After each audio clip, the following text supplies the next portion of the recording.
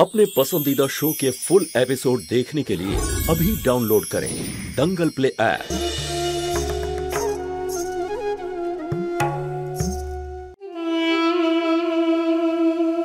अरे शुरू करो ना। अरे सुधा एसो, আমি তোমাকে নতুন আর বিশেষ অতিথির সঙ্গে আলাপ করিয়ে দিচ্ছি। ও হলো সুধা, আমার একমাত্র শালী, আমার ছোট ভাইয়ের ওয়াইফ। সুধা, ও হলো ব্রজ। হ্যাঁ, নমস্কার।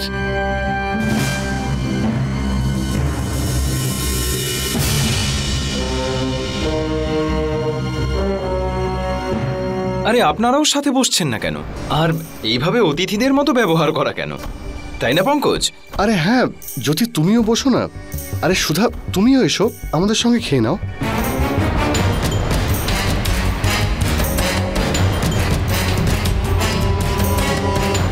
আরে এসো না, কি হলো? জামাইবাবু আপনারা শুরু করুন, আমার কিচেনে কিছু কাজ আছে।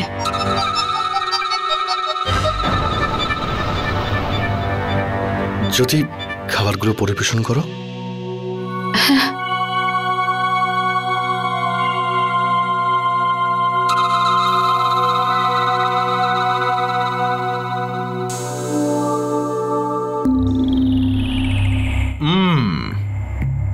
আরে পঙ্কজ, অসাধারণ। থ্যাঙ্কস তোমাকে বলা উচিত আমার। এতদিন পরে এরকম পছন্দের খাবার খেতে পারছি। আমি তো শুধু ফ্ল্যাশব্যাকে চলে যাচ্ছি, পুরনো স্মৃতি ভেসে উঠছে। পুরনো স্মৃতি মানে? সে কি আর বলবো, ছিল কেউ যে আমাকে এইভাবে ভালোবেসে খাবার খাওয়াতো। খাওয়াতো মানে? এখন সে কোথায়? এখানেই আছে। মানে বলছি এই শহরে, কিন্তু অন্য কারোর কাছে।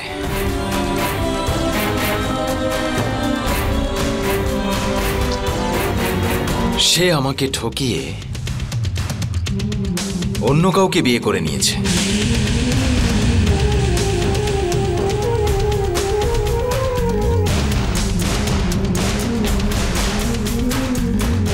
That's sad. কিন্তু তোমার মন খারাপ করার কোনো দরকার নেই। তোমার মতো মানুষকে ছেড়ে সে নিশ্চয়ই অনেক কিছু হারিয়েছে। এখনো তো সারা জীবন পড়ে আছে তোমার কাছে, অনেক কিছু দেখারও বাকি। মন খারাপ করার কোনো দরকার নেই।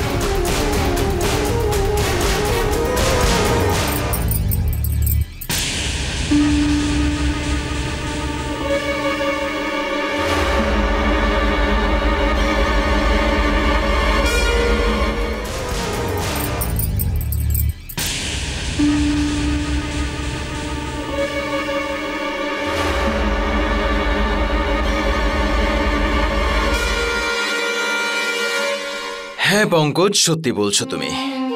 আমারও মনে হয় যে জীবন থেকে আমি দূরে সরে যাচ্ছিলাম তার সাথে আবার বন্ধুত্ব করতে হবে। ভেরি গুড, খুব ভালো কথা।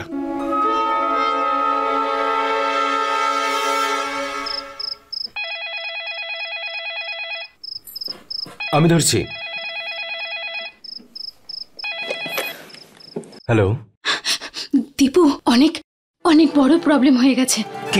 কি হয়েছে? তুই এত ভয় পেয়ে রয়েছিস কেন? ব্রজ এখানে চলে এসেছে।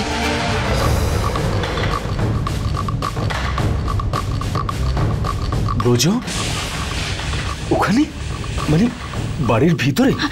হ্যাঁ হ্যাঁ দীপু, ওইখানে। কিন্তু ওখানেও কি করে গেল? আর বাড়িতে সবাই রয়েছেন তো? জানি না কি ভাববে সবাই। তোদের বাড়িতে তো সিকিউরিটি রয়েছে, তাই না? আরে কেউ আটকানোর চেষ্টাও করেনি ওকে? একটা অচেনা মানুষকে এইভাবে বাড়ির ভিতর ঢুকতে দিল? দীপু, ওইসব আমি তোকে পরে বলবো। ও জামাইবাবুর বন্ধু হয়ে এখানে এসেছে।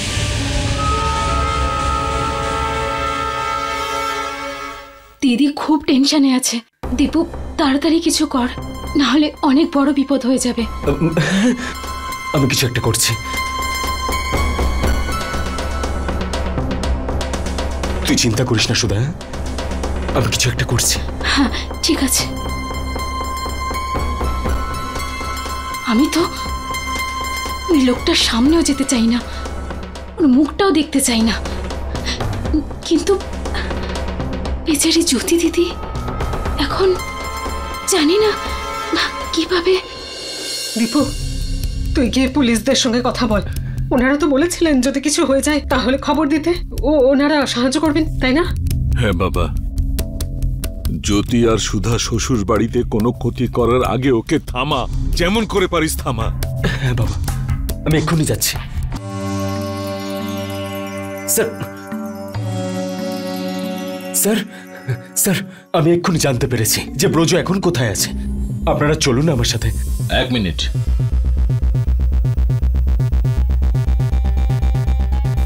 স্যার, এসপি সিং বলছি। ওই ছেলেটার খোঁজ পেয়েছি স্যার। কোথায় আছে ও?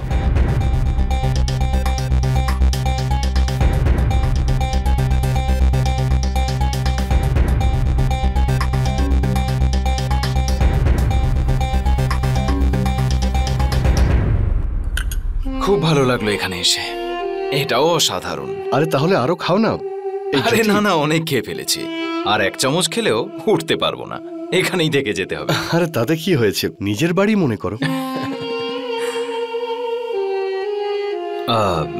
হাত ধোবো কোথায়?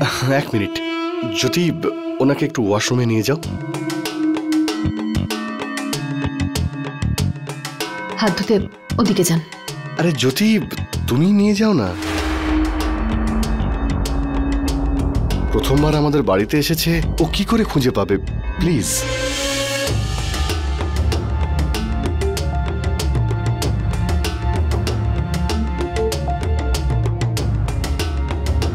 চলুন জ্যোতি দেবী।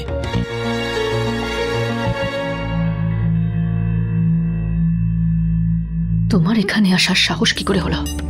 ভয় লাগছে না তোমার? এতে আবার ভয় কিসের জ্যোতি?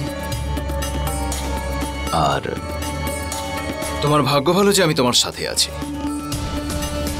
আর এমনিতেও জ্যোতি, এখানে আসার জন্য তোমার স্মৃতি আমায় বাধ্য করেছে।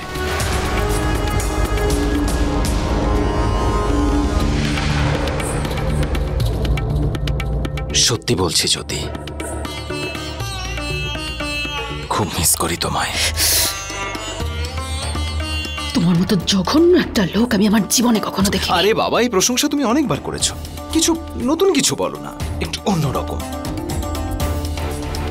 খাবার খাওয়া হয়ে গেছে তো, এবার যাও এখান থেকে, নাহলে আমি তাহলে কি কি করবে তুমি? পুলিশকে ফোন করবে? জেলে পাঠাবে আমাকে? তোমার স্বামীর সামনে আমার পর্দাফাশ করে দেবে? তুমি যদি নও, সেই যদি যে আমার গার্লফ্রেন্ড ছিল, সে খুব ইন্টেলিজেন্ট ছিল। আরে বিয়ের পর কি হয়েছেটা কি তোমার? বুদ্ধি লোপ পেয়েছে? আচ্ছা কোনো ব্যাপার নয়, আমি বলছি। দেখো, তুমি যদি তোমার স্বামীর সামনে আমার আসল পরিচয় দাও, তাহলে তোমাকে আমার আর সুষমার ব্যাপারেও বলতে হবে, আমাদের দুজনের ব্যাপারেও বলতে হবে।